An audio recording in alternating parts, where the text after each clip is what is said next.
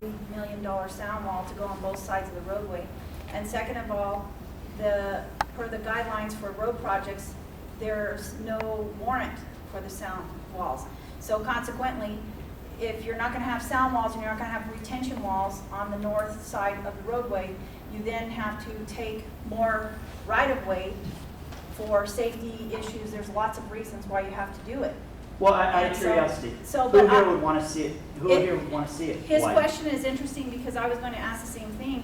Since the road project's been put on hold indefinitely, what happens with what you're proposing to put in terms of the added traffic and congestion right across from the elementary school? Because that elementary school at Quail Run generates a lot of traffic in the morning hours. When a development plan is put in for a rezone, you have to do a traffic analysis, or it can be requested for a traffic analysis.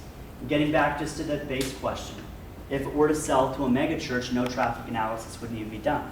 It would need to be done maybe for a turn lane into the facility, but there would be nothing that would be done as far as the county stopping it or approving it. Raise your hand. I think we have to. Who's against it? Pardon? Who's against having it? Who wants to? I don't want it. I don't really. So that's America. I think safety. Well, what about the possibility of the site of a significant amount, a neighborhood, okay, was to be put in there, Silver Quill Cove. What's the potential of communal estate being built all the way up to Cortaro? Probably, on our dime, probably very small. Because I think that's part of the negotiation process. That it seems to me pretty simple. If what is being gained by a rezone increases the value of the property more than what is required, an applicant asks for it. If it is more expensive, then the applicant doesn't ask for it. So, I don't know if you heard us talk about the environmentalists and how we got here, is if the question is you can have 20% development on a road that has 22,000 cars go by it a day, we don't submit the application. It's as simple as that. So it seems to me that there's got to be some equilibrium, and an economist could sit and plot where a developer makes enough money to warrant the amount of work and what they have to give up in order to get it. And the county can calculate what they can ask for that would still induce the developer to give it. I don't know if I'm making any sense, but if this project winds up being $500,000 and our economic increase is $450,000, we won't ask for it.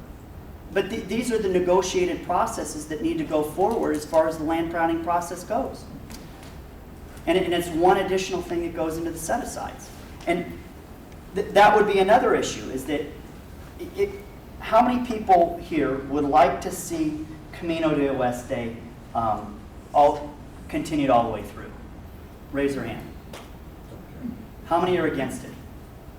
Isn't it already being extended further westward?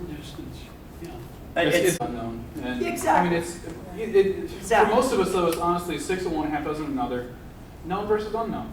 Exactly. Either way, we don't know, even though we think we know. Because right now we've got one zoning, and we read our clause right on your And as it property. stands right now, you have a tough time selling that Amen, property. brother. You have a tough time selling that property right now because of the way it's currently zoned, correct? Not necessarily. We sold this piece for twice the price that we bought it for. But can they use that piece without rezoning?